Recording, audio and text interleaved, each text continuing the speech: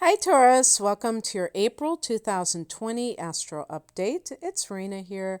So this is a month where it's like an incubation period because the sun is in your 12th house as the month begins, and the 12th house is the last house. So when you have your solar return, when there's a new moon in your sign, this begins the cycle again. It's not, the 12th house is not the end. Then we go back to the first house. So the 12th house can be the end of the road, but it can be the womb of creation as well. So usually people are very introspective at this time. I mean, you know how you feel. Maybe you do feel like that, maybe you don't. I have Taurus rising. I should say these readings are for both the sun and the rising sign in Taurus. And if you feel as the month begins a little bit draggy, a little bit less social than normal, it could be the influence of the 12th house. And on the 19th, the sun goes into Taurus. And so maybe that will make you start feeling like you have more energy. So on the 3rd of the month, your ruler Venus goes into Gemini, which for you happens to be the second house of earned income, the house that Venus rules, the house that Taurus rules. So this is very good for money matters. Actually, Venus in the month of May, I believe it's May, so the month after April, that's May, all right, is going to retrograde in this particular house. Yes, I think it's about mid-May when this is going to happen. So you're going to have something going on with the second house. But by the way, I mean, this could actually turn out to be very good because it means that Venus will be staying in the second house longer than it normally does. But in April, we're not dealing with any retrograding planets except for Pluto, and that's towards the end of the month, and that's not a personal planet like Venus is anyhow. So this could be very good for money starting on the 3rd of the month, and on the 7th, we have a full moon at 18 degrees of Libra. Libra is the 6th house for Taurus, and this is the house of daily routines and health issues and also work issues. So a full moon in this house can be anything from purifying oneself diet-wise to kind of being made aware of some health issue to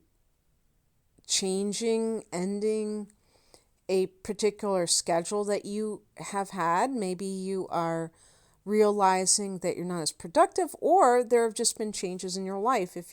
Maybe you're ending a particular job, or the way that you do things if you work for yourself, and you're kind of like changing things up. And it might have to, if you have a family, it might have something to do with them and having to work around their schedules as well. Full moons can bring things to your awareness that you need to deal with. With the 6th house in the workplace, this can even be with coworkers sometimes, where something comes to light about, their feelings. Full moons can bring supercharged energy. And just in general, there just might be a lot going on that makes you feel this sense of heightened emotions as it relates to very mundane affairs, because the 6th house can be just how you do things, and there's an intuitive quality as well. So, for instance, you may be looking at how productive you are and say, I wake up too late and this is over with now. I'm going to start waking up at 5 o'clock and I wake up at 7 and it's just too late and I just feel like I would get a better jump on the day. And kind of like really becoming aware of how your schedule, how you do things, and how that helps you in life. The sixth house can also be pets, so something along those lines, about being made aware something about one of the animals that you take care of. On the 11th, we have Mercury going into Aries, which is your 12th house. Now, Mercury has been in your 11th house in Pisces for several weeks and leading up, until the 11th of April. And that might have made you very, very involved with socializing with others. And then all of a sudden you become very kind of quiet and very contemplative. Mercury obviously is self-explanatory because it is about explaining, talking, things like that. But in the 12th house, the mind, the communication turns inward. And it can be more about communing with God. But obviously this is going to probably be very silent and very solitary. So this can be very good for artistic influence because getting those kinds of spiritual downloads that can inspire you creatively may be amazing, like a magical thing for you. On the 19th, we have the sun going into Taurus in your sign. I think that on the 19th and after the 19th, you may start to feel like $1,000,000, like your old self again. More energy, more alignment with, your purpose and things like that. On the 22nd, the new moon in your sign, early degree, 3 degrees. I just did Aries and I made the point that here we are, this is Earth Day when we're having this new moon, which if you don't live in the United States, you may not even know what that is. It was something that began in 1970, so it must be 50 years old. Ouch. Because I'm saying ouch because I was actually born before then, so we're looking at half a century ago. But in the early 70s, what we call environmental concerns now, the environment we called ecology. And I actually liked that word, ecology. And so that was when all of that began in 1970. And so what a perfect day for a new moon in Taurus, which is an earth sign. And so it is an early degree, 3 degrees, and in the major arcana, the Empress card is number 3. As 3 symbolizes abundance, it symbolizes creativity, and it's in your sign, in your, first house. So it's a very nice thing to have. And then on the 25th, Pluto goes retrograde at 25 degrees of Capricorn. And this is going to be in conjunction with Jupiter. The 9th house is the God house. You've had Pluto here for quite a while. Again, this is a general forecast. In my particular case, Pluto was in my 8th house for a long time until just recently. So it is going to depend on what degree your sun or rising is in Taurus. But in general, especially since it's at the 25 degree mark, in that 9th house, we're talking about the God house, changing your attitudes about what does it mean to believe in something higher than yourself. This is the philosophical arena. So even if somebody considers himself an atheist, they still may have a life philosophy. I mean, if you think of some of the famous philosophers, did I say famous? Famous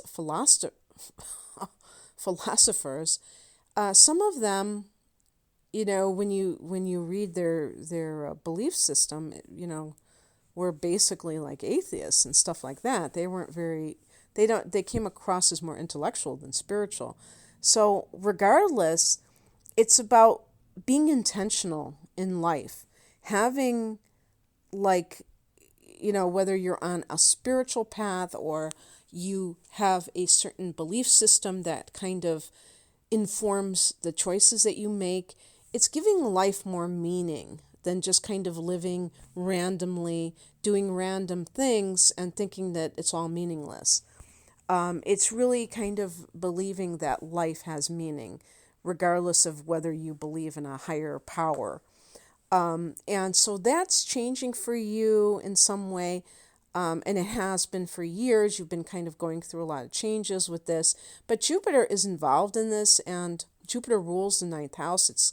It's in conjunction with this particular Pluto retrograde. So I think that the philosophical is informing you. When Pluto, like I said, is not a personal planet, but when it's in a particular house, it gives more of a personal effect. So we do have to look at it from even an outer planet, which is generational. We have to look at what house it's in, and it will give those personal influences to a particular person. And for you, in general, this will be the ninth house. And this can be, I think, about, examining what personal power means to you, and about God, and also about your own beliefs, but your own sense of possibilities. Okay, so in other words, kind of like positive thinking in a lot of ways. Especially when it's retrograde, I think it gives you. So if you're the kind of Taurus person who tends to be a little bit cynical about things in life, not because you're, not because of anything bad, but simply because you just think that you're being realistic.